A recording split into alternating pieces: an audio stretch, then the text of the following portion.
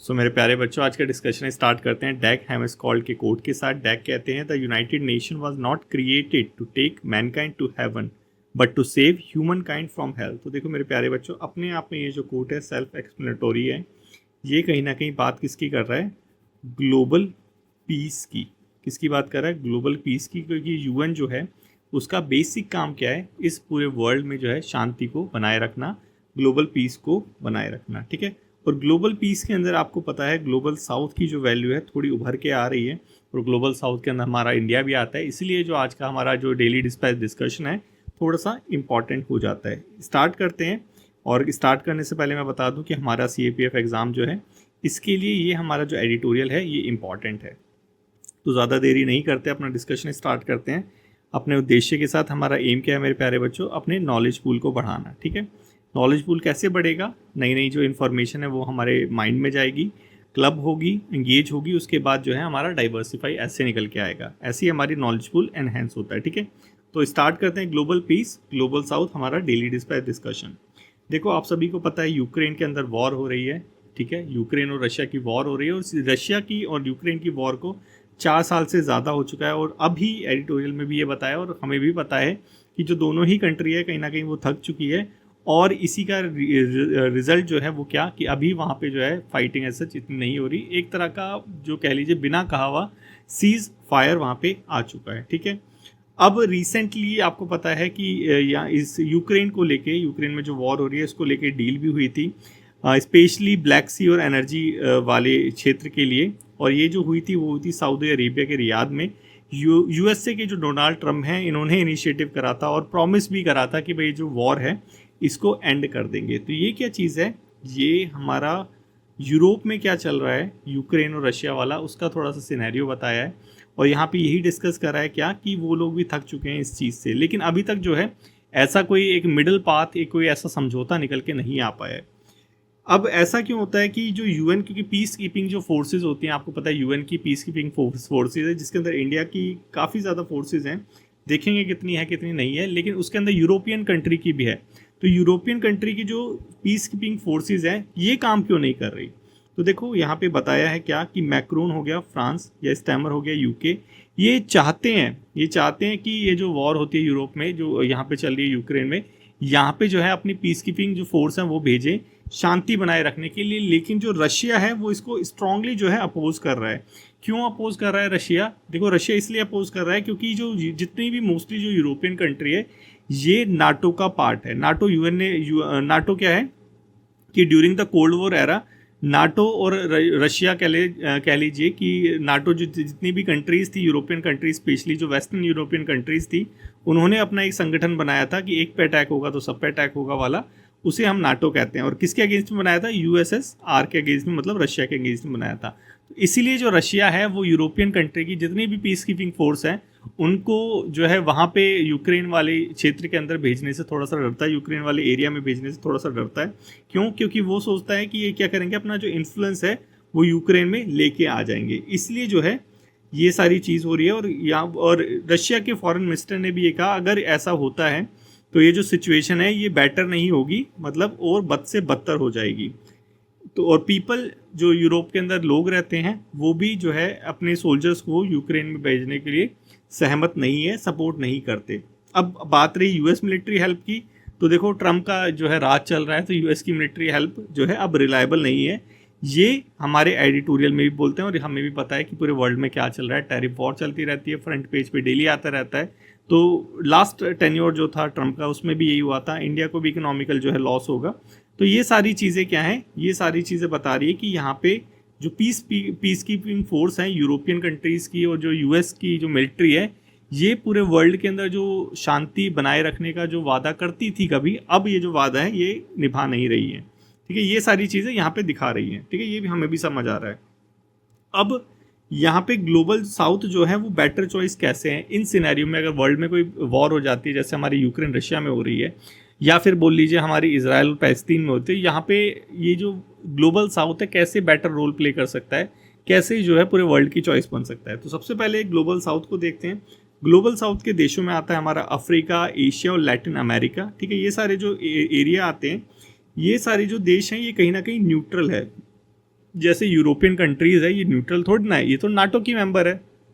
NATO को as a anti जो है रशिया देखा जाता है। तो लेकिन ये जो हमारी ग्लोबल साउथ की फोर्सेस हैं, या जो कह लीजिए ये हमारी ग्लोबल साउथ की कंट्रीज है, ये न्यूट्रल है रशिया और यूक्रेन वॉर के मैटर के अंदर की यहाँ की बात कर रखी है। ठीक है, आपको पता है इंडिया भी न्यूट्रल है, क्योंकि नरेंद्र मोदी जी जो है पुतिन से भी मिलते हैं और जेलेंस्की से भी मिलते हैं, दोनों के साथ ही जो है इनके मधुरता वाले संबंध है, फ्रेंडशिप वाले संबंध है। ठीक है, तो यहाँ पे यही बता रखा है। और इसी न्यूट्रलिटी की वजह से, इसी न्यूट्रलिटी की वजह से जो ग्लोबल साउथ के देश हैं उनको ट्रस्ट वर्दी माना जाता है, दोनों ही, जो यूक्रेन हो गया और रशिया के द्वारा। ठीक है, लेकिन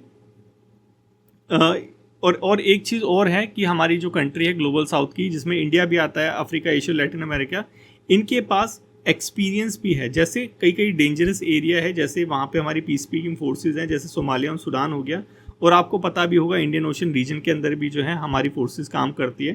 तो ये सारी चीज़ें क्या है, ग्लोबल साउथ को एक रिलायबल जो है, एक एज अ पीस कीपर जो है वो देखती है। यही यहाँ पे बता रखा है कि इंडिया हो गया, ब्राज़ील हो गया, साउथ अफ्रीका हो गया, इंडोनेशिया हो गया, चिले हो गया, इन सब, ये जो सारी कंट्रियाँ हैं, ये यूएन के बहुत बड़े बड़े पीस कीपिंग जो मिशंस थे उनके अंदर एंगेज थी, कोंगो वगैरह के अंदर भी। तो यहाँ पे ये सारी चीज़ें, मतलब क्या कि ग्लोबल साउथ का जो एक्सपीरियंस है, प्लस उसकी जो न्यूट्रलिटी है, प्लस उसका जो वादा है जो उसने अभी तक निभाया डेंजरस एरिया सोमाली सूडान में काम करके, या जितने भी यूएन पीस कीपिंग मिशंस थे उसमें काम करके, ये कहीं ना कहीं उसको क्या ठहराती है, रिलायबल पीस कीपर ठहराती है। कहीं अगर ग्लोबल में वॉर हो जाती है, मतलब ग्लोबल साउथ जो है वो ग्लोबल पीस करने के लिए एक रिलायबल जो है एक सोर्स हो सकता है। इंडिया की क्यों बात करें, इंडिया को क्यों लीड करनी चाहिए? देखो, इंडिया का जो है एक बहुत ही जो है स्ट्रॉन्ग रिकॉर्ड है पीस कीपिंग मिशंस के अंदर। हमारे टोटल मिला के अभी तक जो 50 यूएन मिशंस हमारे गए हैं, उसमें 2,90,000 जो सोल्जर्स थे, 50,000 से सोल्जर्स, 5,000 से जो ज़्यादा सोल्जर है वो अभी भी करेंटली काम कर रहे हैं। और इंडिया ही ऐसी पहली कंट्री था जिसने ऑल वुमेन पुलिस टीम को लाइबेरिया में भेजा था। 160 से ज़्यादा पीस कीपर्स जो हमारे इंडिया के हैं वो यूएन के लिए अपनी जान दे चुके हैं। तो ये सारी चीज़ें मिलके, और इंडिया ने जो है यूगोस्लाविया के अंदर भी जो है अपना मिशन चलाया था, यूएन पीस कीपिंग मिशन, और न्यूट्रल पोजीशन वहाँ पे ली थी। तो ये सारी जो इंडिया के एक्सपीरियंसेस हैं, एक्सपीरियंसेस ही हुए ये हमारे। तो ये जो इंडिया के एक्सपीरियंसेस हैं, ये जो ग्लोबल में वॉर होती है, चाहे वो पैलेस्तीन की, इज़राइल की, रशिया की, यूक्रेन की हो, वहाँ पे इंडिया की एक बहुत अच्छी रेपुटेशन है, एक बहुत अच्छा रेपो है। तो वो इंडिया को एक रिलायबल पार्टनर कह लीजिए पीस एस्टैब्लिश करने के लिए बनाता है। अब ये जो हमारा ग्लोबल साउथ है, इसके लिए ये पीस कीपिंग मिशन जो है ये बिगर रोल कैसे प्ले कर सकता है? देखो, हमने यहाँ पे एक चीज़ तो देख ली कि इंडिया, या बोल लीजिए ग्लोबल साउथ जो है पीस कीपिंग मिशंस के अंदर जो है आप कह लीजिए अग्रणी है, आगे आगे चल रहा है। ठीक है, क्यों? क्योंकि एक तो उसका न्यूट्रलिटी वाला फैक्ट है। यूरोपियन कंट्रीज़ के जो पीस कीपर्स हैं उनमें न्यूट्रलिटी नहीं है, क्योंकि वो क्या है, नाटो का पार्ट है। इसीलिए तो अभी तक यूक्रेन में जो है वहाँ पे पीस कीपिंग यूरोपियंस कंट्री के नहीं है, और वहाँ के लोग भी जो है मना करते हैं। तो यहाँ पे जो ग्लोबल साउथ के जो लोग हैं उनकी जो वैल्यू है, कहीं ना कहीं उनकी जो वॉइस है वो थोड़ी और मजबूत हो जाती है, किसमें, ग्लोबल मैटर्स के अंदर। ठीक है, और आपको पता है, हमने डिस्कस भी करा था कि ग्लोबल मैटर्स में कैसे जो है इंडिया को साइड ट्रैक कर दिया जाता है। अफगानिस्तान का इशू हो गया, उसके अंदर भी साइड ट्रैक कर दिया गया था, और इंडिया को जो कैसे लीड करना है उसके लिए भी ये जो हमारा पीस कीपिंग जो मिशन है ये एक पर्टिकुलर रोल प्ले कर सकता है, जो हमने एडिटोरियल में भी डिस्कस करा था, अगर आपको थोड़ा सा याद हो। तो यही सारी चीज़ें यहाँ पे बता रखी है कि इंडिया का जो रोल है ये क्या करेगा, पीस कीपिंग वाला, इसका जो इंटरनेशनल स्टेटस है इसको बढ़ा देगा, और इंडिया जो ग्लोबल पावर बनना चाहता है, विश्व गुरु बनना चाहता है, इसके अंदर इंडिया की जो सहभागिता है उसको थोड़ा सा बढ़ा देगा। और हमने लास्ट एडिटोरियल में डिस्कस करा था, ये थोड़ा थोड़ा कम हो रहा है। तो अब यहाँ पे पीस वाला एंगल आ गया, और यहाँ से एंगल से वो थोड़ा सा बढ़ जाएगा। लेकिन इंडिया को जो है थोड़ा जल्दी करने की ज़रूरत है, क्योंकि चाइना भी सेम कुछ यही चाहता है। अगर चाइना ने पहले कर दिया तो इंडिया जो है पीछे रह जाएगा। तो इंडिया को थोड़ा सा एफर्ट डालने की ज़रूरत है, थोड़ा सा अपना प्रोएक्टिव जो रोल है पीस कीपिंग मिशंस के अंदर वो प्ले करने की ज़रूरत है। यही सारी चीज़ें हमारे एडिटोरियल में डिस्कस की गई थी। आई होप मेरे प्यारे बच्चों समझ आ गया होगा, काफ़ी ईजी था। तो ये लो, पेपर 2 के लिए जो हमारा टॉपिक है, डेली टॉपिक, इसको लिखने की कोशिश करो। ग्रुप के अंदर बातें करते रहते हो, लिखने के लिए ग्रुप बनाया, आप लिखते नहीं हो। लिखने का ट्राई करा करो, लिखे बिना तो होगा नहीं। तो जो 2-3 बच्चे लिखते हैं उनका रिव्यू कर दिया करो, और 1-2 बार ट्राई भी कर लिया करो लिखने का, कुछ नहीं जाता, सिलेक्शन ही हो जाता है। ठीक है, चलो नेक्स्ट चलते हैं प्रेसिडेंट एसेंट के ऊपर। देखो, अभी द्रौपदी मुर्मू जी ने नीट के रिलेटेड कोई बिल वगैरह आया था, उसके अंदर जो उनकी असेंट थी उन्होंने क्या करी, विद हेल्ड कर ली। विद हेल्ड मतलब उसको असेंट ही नहीं दी बिल्कुल, ठीक है। अब ये जो डिसीजन था, प्रेसिडेंट कोई भी डिसीजन लेता है क्योंकि प्रेसिडेंट के पास डिस्क्रिशनरी पावर नहीं होती, ठीक है। गवर्नर के पास होती है लेकिन प्रेसिडेंट के पास जो है डिस्क्रिशनरी पावर नहीं होती, तो ये थोड़ा सा याद रखना। तो द्रौपदी मुर्मू जी ने जो डिसीजन लिया था ये यूनियन गवर्नमेंट की डिसीजन के ऊपर बेस्ड था, मतलब काउंसिल ऑफ मिनिस्टर के जो डिसीजन होते हैं उन पर बेस्ड था, ठीक है। अब प्रेसिडेंट असेंट के ऊपर आया है तो थोड़ा सा देख लेते हैं। देखो लिखा भी है यहाँ पे, प्रेसिडेंट का असेंट जो है आर्टिकल 111 के अंदर जो है कवर होता है। इसी के अंदर इनको जो है कुछ वीटो पावर मिलती है। वीटो पावर को देखेंगे, इससे पहले देखते हैं कि भाई असेंट का क्या चक्कर है। देखो जब भी कोई बिल है पार्लियामेंट के अंदर जाता है तो प्रेसिडेंट के पास सिर्फ 3 ऑप्शन होते हैं, या तो उसको मंजूरी दे दे, मतलब गिव असेंट दे दे, या फिर उसको जो है निराकार दे कि जो असेंट देनी है उसको विड्रॉल कर ले कि मैं असेंट दूंगा ही नहीं। जैसे यहाँ पे द्रौपदी मुर्मू जी ने अपनी जो असेंट थी उसको विदहोल्ड कर लिया, या फिर जो बिल आया उसको रिकंसिडरेशन के लिए भेज दी कि भाई एक बार दोबारा देख लो क्या इसमें कमी है क्या नहीं है। लेकिन अगर रिकंसिडरेशन के लिए बिल आया है, वो भेज दिया पार्लियामेंट के अंदर, पार्लियामेंट ने दोबारा भेज दिया, तो इस केस के अंदर ये वाला तीसरा वाला जो केस है उनको अपनी असेंट जो है देनी ही पड़ेगी। लिखा है ना, मस्ट गिव देयर असेंट, ठीक है। तो ये 3 होते हैं हमारे बिल जब प्रेसिडेंट के पास आता है, या तो उसको असेंट दे देता है, या फिर नहीं देता, या फिर रिकंसिडरेशन के लिए भेज देता है। अभी यहाँ पे जो है वीटो की पावर आ जाती है, ठीक है। एब्सोल्यूट वीटो, एब्सोल्यूट वीटो मतलब क्या कि जैसे अभी द्रौपदी मुर्मू जी ने क्या कौन सी वीटो का यूज़ किया है, एब्सोल्यूट वीटो मतलब क्या कि बिल को ही साइन करने से मना कर दिया।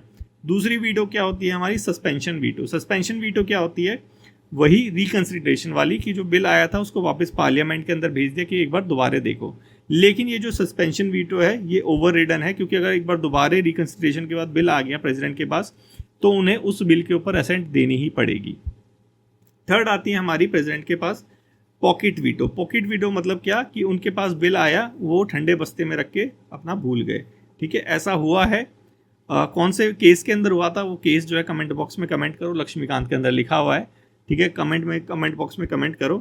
तो ये चीज़ हो गई हमारी पॉकेट वीटो। अब पॉकेट वीटो में एक चीज़ याद रखो कि उन्होंने अपने पॉकेट में जो बिल डाल लिया, तो मतलब इसका मतलब क्या है कि हमारे कॉन्स्टिट्यूशन में कोई टाइम फ्रेम नहीं दे रखा होगा कि बिल को कब साइन करना है, कब रिटर्न करना है, एग्जैक्टली नहीं दे रखा है। देखो यहाँ पे भी बता रखा है, not required to return the bill within a specified time framework, ठीक है। तो ये हो गया हमारा पॉकेट वीटो। और ये जो हमारा क्वालिफाइड वीटो होता है हमारे प्रेसिडेंट के पास नहीं है, ठीक है। यहाँ पे जो वो होता है लेजिस्लेटर होता है वो ओवरराइड कर लेता है पावर को। अब ये जो एसेंट वाला चक्कर है, ये बिल भी कई तरह के होते हैं। हर बिल में तो ऐसा होता नहीं कि जो प्रेसिडेंट है वो रिकंसिडरेशन के लिए भेज देगा या असेंट नहीं देगा। किस किस केस में होता है, देखो जब ऑर्डनरी बिल आते हैं, मतलब जो नॉर्मल वाले बिल होते हैं, money bill is not a ordinary bill, वो मनी बिल है। Constitution amendment bill is not a ordinary bill, वो क्या है, कॉन्स्टिट्यूशन अमेंडमेंट एक्ट है, ठीक है।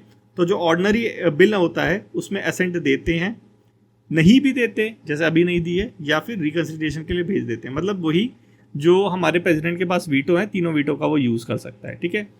अब मनी बिल की बात आती है, ठीक है। मनी बिल के केस में हमारा जो प्रेसिडेंट है या तो वो असेंट देगा, ठीक है, या तो वो असेंट देगा या तो वो असेंट नहीं देगा, मतलब गिव या विदहोल्ड करेगा, लेकिन रिटर्न नहीं करेगा। मनी बिल को वापस रिकंसिडरेशन के लिए नहीं भेजा जाता। और ये भी आप समझ लीजिए कि अगर जो मनी बिल है वो प्रेसिडेंट ने अगर पास नहीं किया, ठीक है, प्रेसिडेंट ने अपनी असेंट नहीं दी, तो क्या हो गया, ये भी जो है फ्लोर पे उसकी मेजॉरिटी वाला जो है उसको उस पर क्वेश्चन मार्क की तरह से लग जाता है, ठीक है। तो वो सारी चीज़ भी है। चलो उसको तो छोड़ो, यहाँ पे आओ तुम, मनी बिल देखो। उसके बाद कॉन्स्टिट्यूशन अमेंडमेंट बिल। देखो कॉन्स्टिट्यूशनल अमेंडमेंट बिल के अंदर जो है प्रेसिडेंट के पास नीलबटा सन्नाटा, मतलब कोई भी पावर नहीं है। कैसे, प्रेसिडेंट को असेंट देनी ही पड़ेगी, ये मैंडेटरी है, ठीक है। कॉन्स्टिट्यूशन अमेंडमेंट हुआ था, कौन सा अमेंडमेंट हुआ था ये अब आप कमेंट बॉक्स में कमेंट करके बताओगे कौन सा हुआ था। थोड़ा सा सर्च मारो, देखो थोड़ा सा जब तुमसे मैं क्वेश्चन पूछता हूँ तो उसको थोड़ा सा सर्च मारा करो, क्योंकि सर्च मारने से क्या होता है, हमें 10 चीज़ें और पता चलती हैं। वही मकसद है हमारा कि 10 चीज़ें और पता चले, ठीक है। ये हो गया हमारा प्रेसिडेंट का एसेंट वाला, इसमें सारी चीज़ हमने देख ली। क्वेश्चन नंबर 1 अटेम्प्ट करो, अटेम्प्ट करे बिना नहीं होगा। बच्चे अब कमेंट करने लग गए हैं तो कमेंट करो, रेगुलर करो, ठीक है। नेक्स्ट चलते हैं बिम्सटेक। देखो बिम्सटेक की अभी मीटिंग हो रही है, कहाँ पे, बैंकॉक के अंदर। ये रहा, हमारे मोदी जी भी जा रहे हैं घूमते घूमते, तो वही सारी चीज़ न्यूज़ में आ रही है, हाथ मिला रहे हैं यहाँ पे म्यांमार के उसके साथ, यूनुस के साथ। कोई नहीं, मिलाने दो। चलो हम देखते हैं बिम्स्टेक के बारे में, क्योंकि बिम्स्टेक की जब तक मीटिंग नहीं होगी, उसके जो है फाइनल वो नहीं आएंगी, तो तब तक हमें बिम्स्टेक का जो बेसिक्स है वो थोड़ा सा देख लेते हैं, क्योंकि फिर जो हमारी मैगजीन आएगी उसमें सारी चीज़ इकट्ठी आ जाएगी। और मैगजीन इस हफ्ते आ जाएगी, इस हफ्ते मतलब नेक्स्ट जो वीक है उसमें आ जाएगी। बिम्स्टेक सबसे पहले तो फुल फॉर्म पता होनी है, Bay of Bengal Initiative for Multi Sectoral Technical Economic Cooperation. ठीक है, तो ये टेक्निकल और इकोनॉमिक कोऑपरेशन है बिम्स्टेक, ना कि कोई मिलिट्री का वाला ऑपरेशन है। ठीक है, ये थोड़ा सा याद रखना, क्योंकि कुछ करके स्टेटमेंट दे देता है कि मिलिट्री कोऑपरेशन है, भाई यहाँ पे तो टेक्निकल और इकोनॉमिक लिखा हुआ है, नहीं है मतलब वो झूठ बोल रहा है। तो ये चीज़ थोड़ा सा याद रखा करो। उसके बाद इसके अंदर कितनी कंट्रीज़ है? 7 कंट्रीज़ है। कौन कौन सी? बांग्लादेश हो गया, भूटान हो गया, इंडिया हो गया, नेपाल हो गया, म्यांमार हो गया, श्रीलंका हो गया, थाईलैंड हो गया, पाकिस्तान हो गया। पाकिस्तान है नहीं, पाकिस्तान शाक का मेंबर है, ना कि हमारे बिम्स्टेक का, इतना याद होना चाहिए। इसके बाद कब बना था? 1997 में। कौन से रीजन के अंदर आता है? बे ऑफ बंगाल रीजन, तभी तो यहाँ पे लिखा हुआ है बे ऑफ बंगाल इनिशिएटिव। अब की फैक्ट्स हैं, याद रखो तो अच्छी बात है, नहीं याद रखो तो बहुत अच्छी बात है। जैसे कितने लोग हैं, कितना इसका डॉलर है, मैं बोलूँगा भी नहीं। नेक्स्ट चले इसका ओरिजिन देख लेते हैं। ओरिजिन जहाँ पे अभी मीटिंग हो रही है वहीं पे हुई थी हमारी 1997 में, बैंकॉक डिक्लेरेशन। जितने लोग अभी हैं इतने लोग पहले नहीं थे, बिस्ट थे, फिर बिम्स्टेक नहीं था, बिस्ट था, जिसमें हमारा बांग्लादेश, इंडिया, श्रीलंका और थाईलैंड था। मतलब इंडिया जो है फाउंडिंग मेंबर है किसका? बिम्स्टेक का। इसका रीनेम चेंज हुआ। इसके बाद जो बेसिक मेंबर्स थे उनके बाद सबसे पहला कौन सा जुड़ा था? हमारा म्यांमार जुड़ा था। ठीक है, उसके बाद म्यांमार के पास नेपाल और भूटान जुड़ा था। ठीक है, तो ये तुम्हें थोड़ा सा पता होना चाहिए कि बिम्स्टेक में ये बेसिक फाउंडर्स हो गए। ठीक है, फाउंडर्स के बाद सबसे पहली कंट्री म्यांमार थी, फिर हमारी नेपाल और भूटान थी। ठीक है, ये सीक्वेंस थोड़ा सा पता होना चाहिए, कभी कभी यहाँ से भी क्वेश्चन आ जाते हैं। ठीक है, अब इसके बाद हमारा थोड़ा बिम्स्टेक और शार्क है, इनके बीच में मैंने डिफरेंशिएशन बता रखी है, थोड़ा सा ये आप देख सकते हैं। ये हो गया हमारा क्वेश्चन नंबर 2। नेक्स्ट चलते हैं। देखो ये जो है अभी नूह एक विलेज है हरियाणा के अंदर जहाँ पे मुस्लिम मेजॉरिटी रहती है, वहाँ पे जो सरपंच चुना गया है वो एक हिंदू वुमेन को चुना गया। तो ये कहीं ना कहीं religious harmony plus women empowerment के जो टॉपिक्स हैं, ऐसे हैं, उनके अंदर ये एज अ इंट्रो यूज़ कर सकते हैं। नेक्स्ट चलो आईटी एक्ट की तरफ चलते हैं। ठीक है, आईटी एक्ट, इसका जिक्र बहुत ज़्यादा जो है न्यूज़पेपर के अंदर था। इलोन मस्क भी इसके बारे में कुछ बोल रहा था, एक कंपनी के थ्रू एक कुछ कोर्ट का कुछ हुआ था और अभी दोबारा से आ गया। तो ये आईटी एक्ट 2000 जो है थोड़ा सा इंपॉर्टेंट है, इससे रिलेटेड जजमेंट वगैरह जो भी आई थी वो सारी चीज़ें हम एक बार देख लेंगे, क्योंकि यहाँ से क्वेश्चन आ सकता है, क्योंकि 3-4 बार ही आ गया और 3-4 बार से ज़्यादा ही आ गया, और जो ज़्यादा न्यूज़पेपर में है वहाँ से तो क्वेश्चन आने बनते ही है।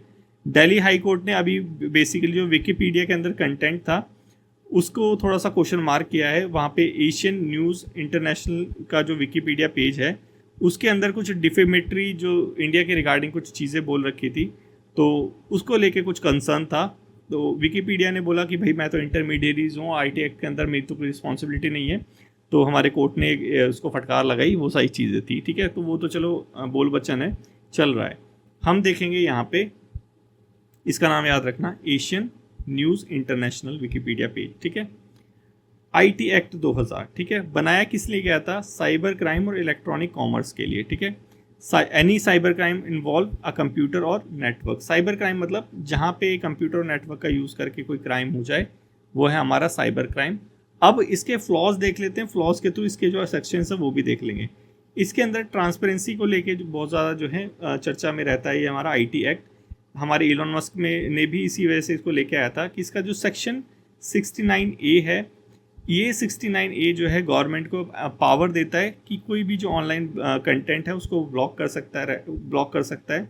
और उसने अगर ब्लॉक करने के लिए बोला नेशनल सिक्योरिटी का जो है हवाला देते हुए, और इंटरमीडिएरीज, जैसे इस केस में इंटरमीडिएरीज कौन है? हमारा विकीपीडिया, उसने इसको कंप्लाइंस नहीं करा तो 7 साल की जेल। ठीक है, ये हो गया हमारा सेक्शन 69A, जिसके अंदर इंटरमीडिएरीज को 7 साल की जेल है अगर वो कंप्लाइंस नहीं करता। प्राइवेसी इश्यूज इसके अंदर थोड़े से रहते हैं। ऑल तो फंडामेंटल राइट्स है हमारा प्राइवेसी पुत्ता स्वामी जजमेंट के अंदर, लेकिन फिर भी यहाँ पे थोड़ा सा इशू है। कॉम्प्रहेंसिव लॉ नहीं है, ऐसा नहीं है कि इसके अंदर सारी चीज़ कवर हो गई, इसलिए जो है ये थोड़ा सा रहता है। इसके अंदर एक सेक्शन था 66A, जिसको Shreya Singhal versus union of India 2005 case के अंदर अनकॉन्स्टिट्यूशनल ठहरा दिया गया है। बेसिकली इसमें क्या था कि सेंडिंग मैसेज जो कि थोड़ा सा ऑफेंसिव हो वो क्रिमिनलाइज एक्ट कर दिया था इस सेक्शन 66A के अंदर, सुप्रीम कोर्ट ने इसको भी हटा दिया। ये है हमारा क्वेश्चन नंबर 2।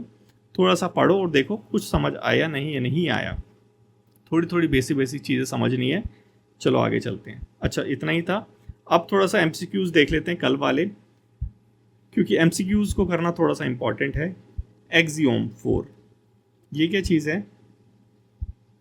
हाँ, ये कल हमने देखा था ना, एक इंटरनेशनल स्पेस स्टेशन में एक मिशन जा रहा था जिसमें हमारे शुक्ला जी थे।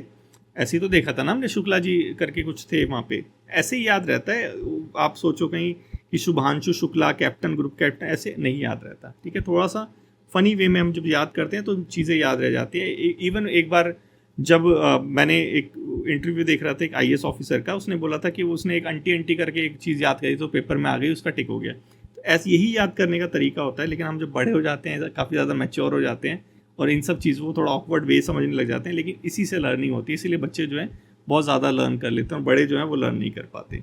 तो हमारे जो शुक्ला जी थे वो इस मिशन के पायलट थे। सही स्टेटमेंट है, हमें क्या फाइंड आउट करनी है? Not true. ठीक है, इसके बाद मिशन जो है हमारा कमेंस्ड होगा by the NASA astronaut commanded by, हाँ भाई कमांडर जो थे वो पिग्मी विटसन थे। सही है, ये भी थोड़ा थोड़ा याद है। Axiom 4 will be launched from ISRO Sriharikota launch site. अब ये तो नहीं सही है, वो तो हमारा कैनेडी से जा रहे थे। ठीक है, तो हमारा इसका क्या आंसर हो गया? सी। थोड़ा थोड़ा पढ़ के थोड़ा थोड़ा गैस करना है। ठीक है, Shubhang will be the first, हाँ भाई ये फर्स्ट इंडियन एस्ट्रोनॉट थे, ये हमने देख लिया था, तो हमारा ऑटोमेटिकली 3 आंसर हो गया। नेक्स्ट देखते हैं क्लाउड सीडिंग। क्लाउड सीडिंग हमने देखा था, बादलों के ऊपर कुछ वो केमिकल पाउडर से छिड़क देते हैं, उससे बारिश हो जाती है, और यही उसका जो है प्राइमरी गोल था। ठीक है, अब देखते हैं cloud seeding is a weather modification technique aim to induce artificial rain. बिल्कुल भाई आर्टिफिशियल रेन तो लाना ही था, तो पहला सही हो गया। It commonly involve spring substances like silver iodide, हाँ सिल्वर आयोडाइड तो छिड़क रखा था। और लिखा हुआ है सोडियम क्लोराइड इनटू क्लाउड, इसका थोड़ा सा सोडियम आयोडाइड तो था, लेकिन सोडियम क्लोराइड इतना याद नहीं आ रहा। चलो आगे देखते हैं। Primary goal of cloud seeding is to reduce air pollution. Air pollution तो रिड्यूस करना नहीं था, ऑल्सो IIT कानपुर ने जो एक्सपेरिमेंट करा था और उनका जो एम था वो था क्या? पॉल्यूशन को रिड्यूस करना। लेकिन यहाँ पे तो क्लाउड सीडिंग का पूछ रहे हैं, उसका थोड़ी ना पूछ रहे हैं। क्लाउड सीडिंग का तो ये एम ही नहीं है। तीसरा गलत हो गया, ये गलत हो गया, ये गलत हो गया। हमारा चौथा देख लेते हैं, या तो A होगा या B होगा। ठीक है, IIT कानपुर है सक्सेसफुली डेमोन्स्ट्रेट का उसे, हाँ ये B आंसर हो गया हमारा, क्योंकि IIT कानपुर का ही न्यूज़ आया था कि उसने जो है इसको सक्सेसफुली डेमोन्स्ट्रेट कर लिया था, तो हमारा आंसर हो गया B। Very good. चलो चलते हैं हमारा समग्र शिक्षा अभियान। हमने देखा था 3 जो स्कीम्स थी इसको क्या कर लिया था उसने अपने अंदर समाहित कर लिया था, तो कंक्लूड वो कर दिया था ना। देखते हैं इसके, देखते हैं पहला statement, it aims to provide quality education from pre to 12th class. हाँ ये सही है, मिनिस्ट्री ऑफ एजुकेशन कर रही है। ठीक है, लॉन्च 2008 में करा था, 18 में करा था, ये याद नहीं है, लेकिन ये याद है मिनिस्ट्री ऑफ एजुकेशन कर रही थी। ठीक है, चलो कोई नहीं, देखते हैं आगे देखते हैं। It includes mid day meal. Mid day meal तो ICDS में आता है, इसमें नहीं आता।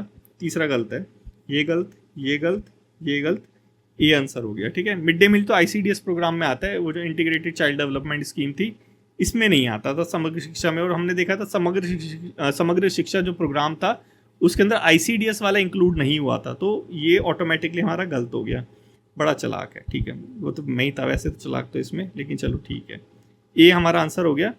तो यही है आज के डिस्कशन में। आई होप मेरे प्यारे बच्चों समझ आ गया होगा आपको, और काफ़ी क्वेश्चन थोड़े से टफ थे इसके, लेकिन चलो कर लिया हमने फिर भी। चलो थैंक यू सो मच मेरे प्यारे बच्चों, टेक केयर, और रिवाइज करना बहुत ज़्यादा।